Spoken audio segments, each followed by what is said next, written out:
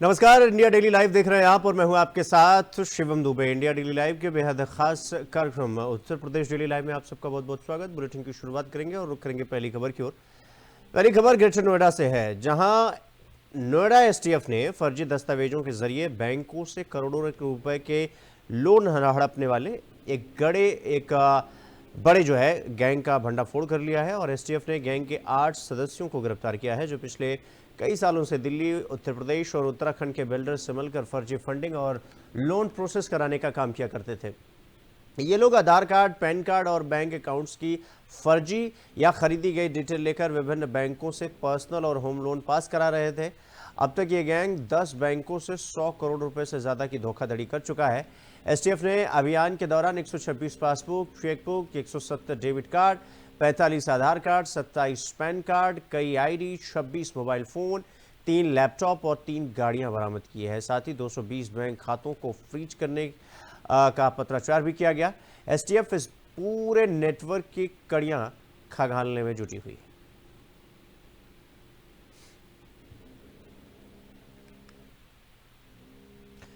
अब रुक करेंगे अगली खबर की ओर। आगरा के थाना ट्रांस यमुना क्षेत्र के श्याम नगर से बड़ी खबर सामने आई, जहां गैस सिलेंडर में अचानक लीकेज होने से एक घर में भीषण आग लग गई। आग लगते ही घर में रखे सारे सामान जलकर खाक हो गए, जिसमें पूरा घरेलू सामान देखते ही देखते जल गया और घटना की सूचना मिलते ही इलाके में हड़कंप मच गया और लोग घरों से बाहर निकल आए। स्थानीय लोगों ने फायर ब्रिगेड को सूचना दी, जिसके बाद दमकल की 2 गाड़ियों ने मौके पर पहुंचकर आग पर काबू पाया। राहत की बात तो ये रही कि इस हादसे में किसी तरह की जनहानि नहीं हुई।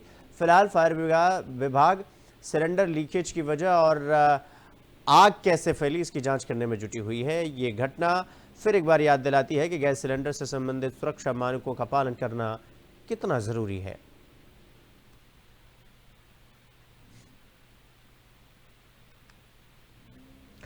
तो कानपुर देहात में परिवहन विभाग की कार्यप्रणाली पर गंभीर सवाल खड़े हो गए हैं। दरअसल सोशल मीडिया पर एक वीडियो वायरल हुआ है, जिसमें पीटीओ की कार के सामने से कई ओवरलोड वाहन बिना किसी रोक टोक के गुजरते हुए दिख रहे हैं। वीडियो सामने आते ही विभाग पर मिलीभगत के आरोप लगने लग गए हैं। स्थानीय लोगों का कहना है कि अधिकारी कार्रवाई के नाम पर सिर्फ खाना पूर्ति करते हैं, जबकि असल में चिन्हित वाहनों पर ही कार्रवाई की जाती है। इस लापरवाही के चलते सड़कों पर ओवरलोडिंग का खतरा बढ़ता जा रहा है, जिससे दुर्घटनाओं का जोखिम कई गुना ज्यादा हो गया है। बताया जा रहा है कि कई ट्रांसपोर्टर नियमित रूप से ओवरलोड वाहन बेचते हैं और फिर भी कार्रवाई नहीं की जाती है। वीडियो वायरल होने के बाद विभाग पर दबाव बढ़ गया है और अब इस पूरे मामले की जांच पड़ताल की जा रही है। परिवहन विभाग की चुप्पी ने लोगों के बीच नाराजगी और मन में सवाल खड़ा कर दिया है।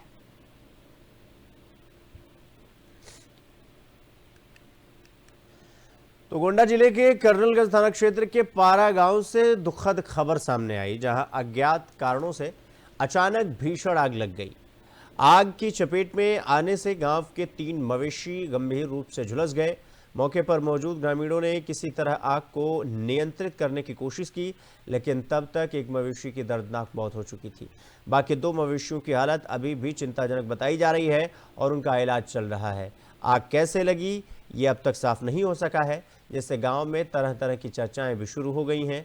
स्थानीय प्रशासन को घटना की सूचना दे दी गई है, लेकिन आग लगने के वास्तविक कारणों की जांच अभी भी की जा रही है। इस हादसे ने ग्रामीणों में चिंता और दुख दोनों बढ़ा दिया है, क्योंकि मवेशी अधिकांश परिवारों की आय का मुख्य आधार होते हैं।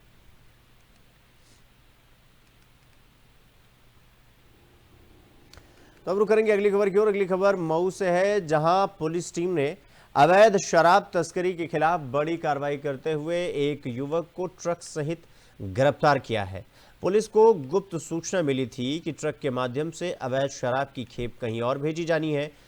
सूचना पर तुरंत कार्रवाई करते हुए पुलिस ने ट्रक को रोका और चेकिंग के दौरान भारी मात्रा में अवैध शराब बरामद की। मौके से युवक को गिरफ्तार कर लिया गया, जो शराब तस्करी के इस नेटवर्क का हिस्सा बताया जा रहा है। पुलिस अब यह जांच कर रही है कि शराब कहां से लाई गई थी और किन जगहों पर सप्लाई की जानी थी। इस कार्रवाई को पुलिस की बड़ी सफलता माना जा रहा है, क्योंकि क्षेत्र में अवैध शराब का कारोबार लगातार बढ़ रहा था। पुलिस का कहना है कि ऐसे अपराधों के खिलाफ अभियान आगे भी जारी रहेगा।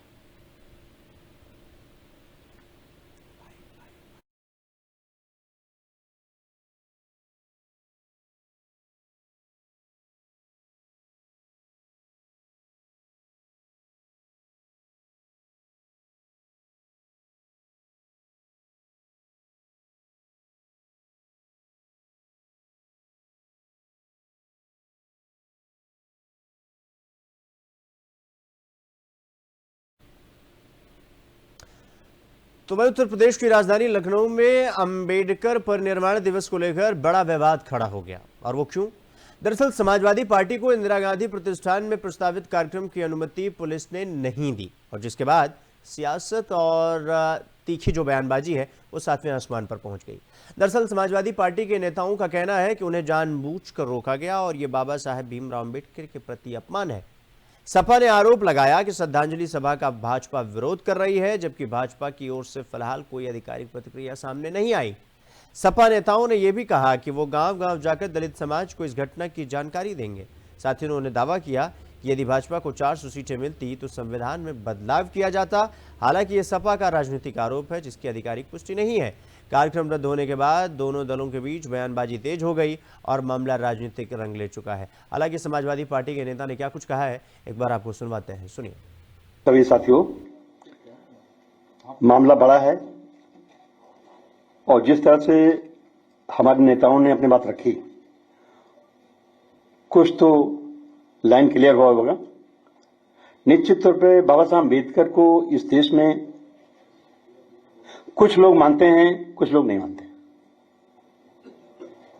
मेरा सीधा आरोप है कि आरएसएस के लोग बाबा साहब डॉक्टर अम्बेडकर को नहीं मानते, और जो आरएसएस से जुड़ी बीएसपी है और बीजेपी है वो नहीं मानते। और इसीलिए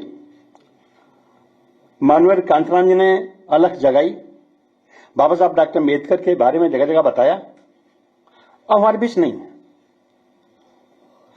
तो उसी रास्ते पर चल के हम सबके नेता माननीय अखिलेश यादव, जिनके बारे में बाबा साहब अम्बेडकर का अनुयायी नारा लगाने लगे हैं, बाबा तेरा मिशन अधूरा, अखिलेश यादव करेंगे पूरा।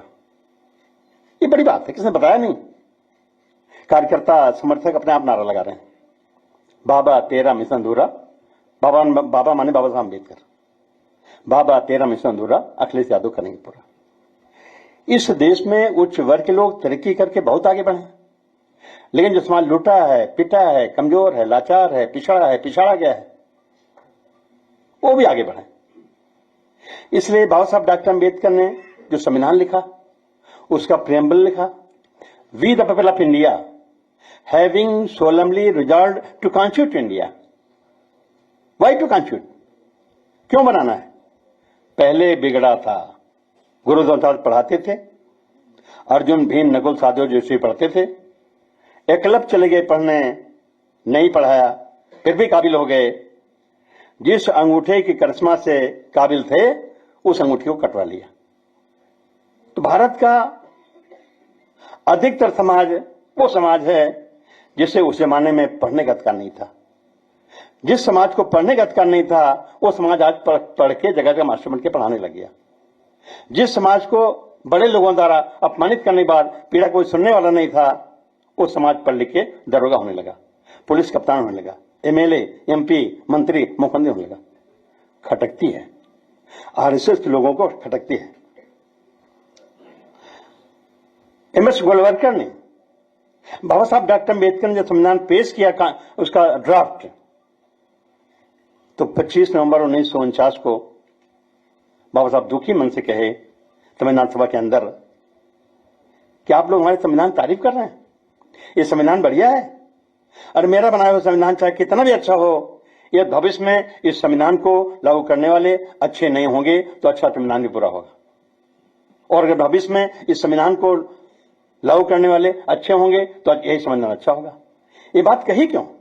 बाबा साहब जिन दिनों इस देश का संविधान बनाने में राजनीति करके लगे थे, उन्हीं दिनों उस समय आरएसएस और उसके मुखिया एमएस गोलवलकर बाबा साहब डॉक्टर अम्बेडकर के समतामूलक भारत निर्माण करने की गली गली मीटिंग करके निंदा करने लगे। आज तो सरकार उसी आरएसएस की है, और सीधा हमारा कहना है कि आरएसएस के लोग, बीजेपी के लोग बाबा साहब डॉक्टर अम्बेडकर के संविधान को अपना संविधान नहीं मानते। ऊंच नीच भेदभाव बना रहा है, लगे हैं फिर से ये संविधान नष्ट हो जाए और सदियों पहले का भेदभाव बरकरार रहे। तो निश्चित तौर पे अब अगर नारा चल पड़ा है, बाबा तेरा मिशन अधूरा, अखिलेश यादव करेंगे पूरा, इस सिलसिले में आज दिसंबर लगते ही आरएसएस लोग चौकन्ना हो गए, बीजेपी के लोग चौकन्ना हो गए, और जो योगी हैं इनके ऊपर डबल बर्डन है। ये सरकार भी चला रहे हैं, बीएसपी भी चला रहे हैं, ये सरकार भी चला रहे हैं, बीएसपी भी चला रहे हैं। हद हो गई। इसलिए हम लोग सजग होकर काम करेंगे। काम सबके लिए करना है, चाहे अगड़ा हो, चाहे पिछड़ा हो, चाहे दलित हो, चाहे पिछड़ा हो, हिंदू हो, मुसलमान हो। इस देश का अगर सब लोग संविधान के दायरे में रह के काम करेंगे तो हमारा भारत दुनिया के तमाम तरह के स्वर देशों की तुलना में नंबर 1 पर हो जाएगा। लंबी बात नहीं करते हुए अब अगर संविधान पे जिस तरह से आघात पहुंचा है, 75 साल हो गए संविधान बने। इस 75 साल में हमारे प्रदेश अध्यक्ष ने कह दिया, संसद में सिंगोल लगा दिया। जहां लोकतंत्र का मंदिर है, जो संसद भवन, वहां सिंगोल लगा दिया। सिंगोल प्रतीक है राजा के न्याय का। भाई जब राजा नहीं रह गया तो उसका न्याय चलेगा सिंगोल से। अब तो देश में संविधान है, उसके अधीन ढेर सारे कानून हैं, अदालतें हैं, वकील हैं, तब फैसला होता है। वहां सिंगोल लगा दिया। और तो और सुप्रीम कोर्ट के चीफ जस्टिस पे जूता फेंक दिया। तो देश कहां जा रहा है? अगर कोई बचा पाएगा तो हमें लगता है एक नई टीम तैयार हो रही है माननीय श्री अखिलेश यादव के नेतृत्व में, और हमें हर हालत में संविधान बचाना है। एक साजिश के तहत इंदिरा गांधी प्रतिष्ठान जो बुक हुआ था समाजवादी पार्टी के लिए बाबा साहब डॉक्टर अम्बेडकर की ये परिनिर्वाण दिवस मनाने के लिए, उसे कैंसिल कर दिया, परमिशन नहीं दिया, जबकि बुक हो चुका था, परमिशन देना चाहिए था। हम क्या उजाड़ रहे थे, क्या बिगाड़ रहे थे? लेकिन बाबा साहब के अम्बेडकर के अनुयायी पूरे देश में इतना जाग चुके हैं कि अब बीजेपी और मोदी के योगी।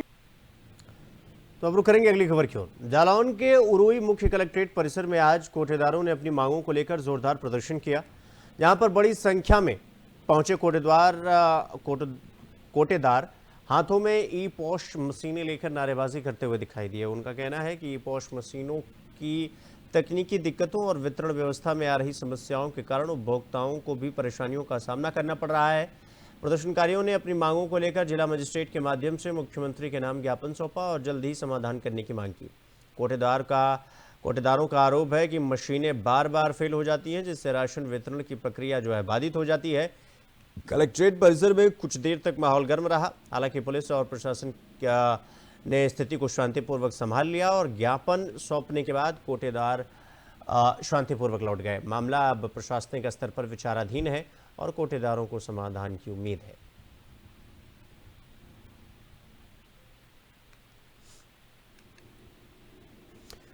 तो वहीं पर महाराजगंज के सुनौली बॉर्डर से बड़ी खबर सामने आई, जहां भारतीय मूल के एक कनाडाई नागरिक को फर्जी वीजा और डिपार्चर स्टैम्प के साथ गिरफ्तार किया गया। युवक नेपाल के रास्ते कनाडा भागने की कोशिश कर रहा था और इसी के उद्देश्य से वो सुनौली स्थित आव्रजन कार्यालय पहुंचा था। जांच के दौरान अधिकारियों को उसके दस्तावेज संदिग्ध लगे। इसके बाद विस्तृत जांच में वीजा और स्टैम्प फर्जी पाए गए। तुरंत ही युवक को हिरासत में ले लिया गया और उससे पूछताछ शुरू कर दी गई। प्रारंभिक जानकारी के मुताबिक युवक नेपाल बॉर्डर पार कर वहां से कनाडा जाने की योजना बना रहा था। सुरक्षा एजेंसियां अब तक ये पता लगाने में जुटी हुई हैं कि युवक किस नेटवर्क से जुड़ा था और फर्जी वीजा कैसे तैयार कराया गया। इस घटना के बाद बॉर्डर सुरक्षा को लेकर भी सवाल खड़े हो गए। आव्रजन विभाग ने मामले की रिपोर्ट उच्च अधिकारियों को भेज दी है।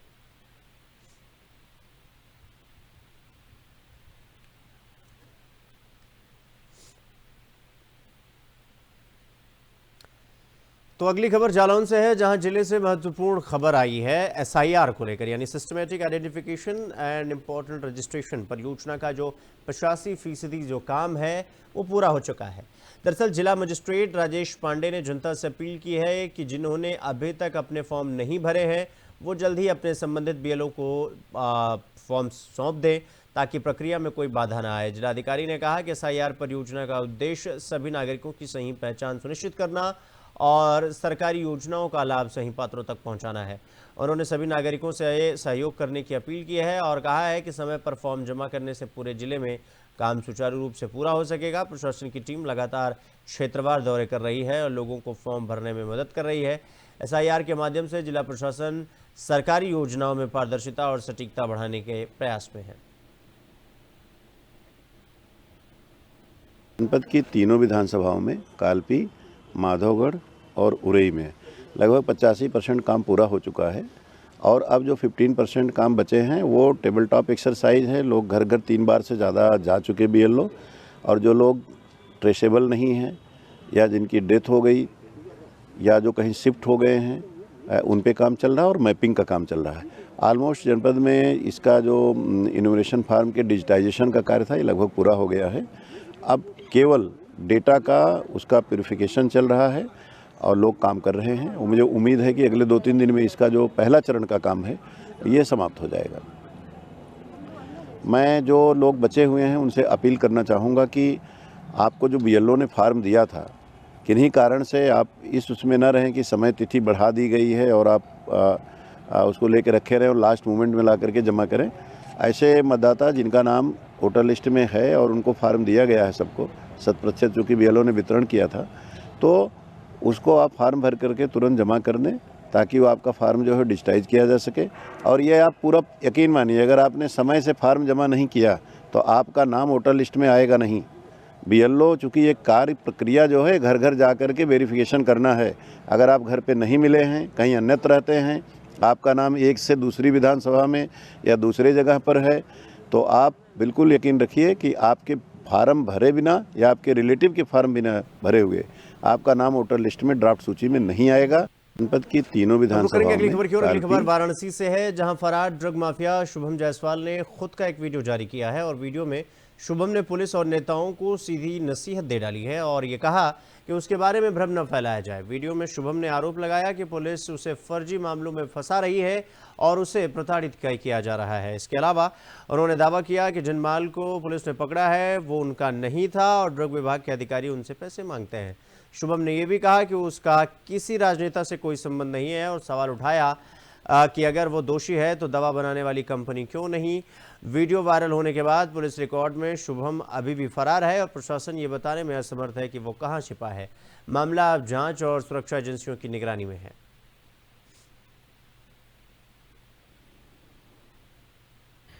जी प्रणाम, मैं शुभम जायसवाल, मैं बनारस का रहने वाला हूँ।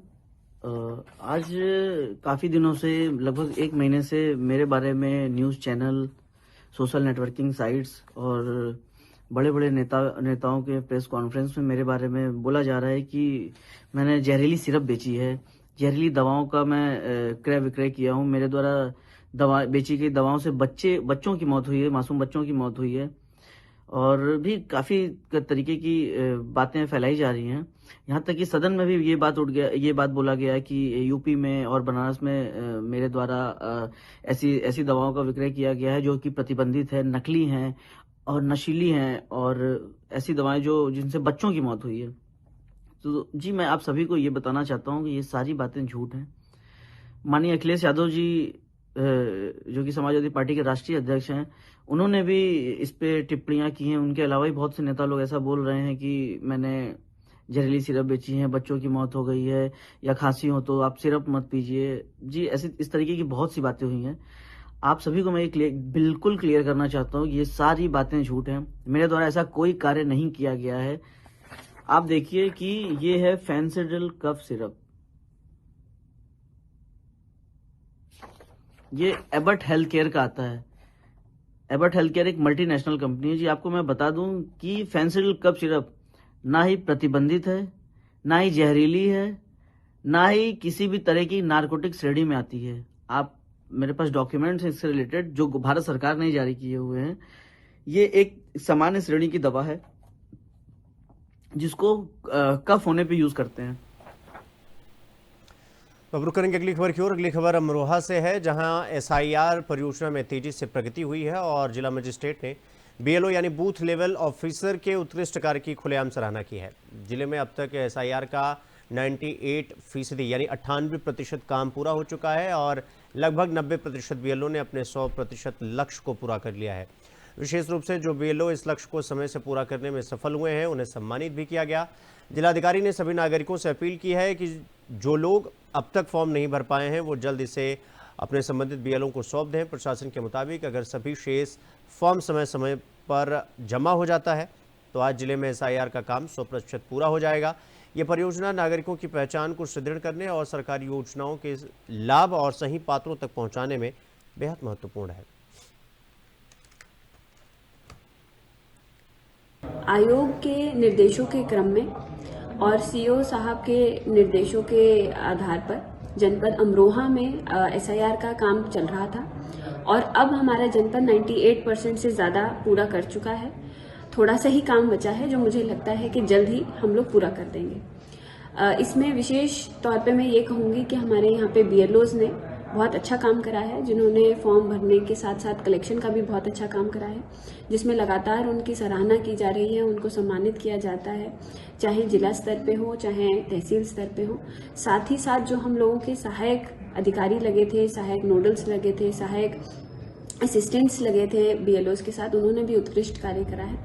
तो मुझे लगता है कि सबकी मेहनत के चलते आज शाम तक हम लोग इसको पूरा कर देंगे। आयोग के निर्देशों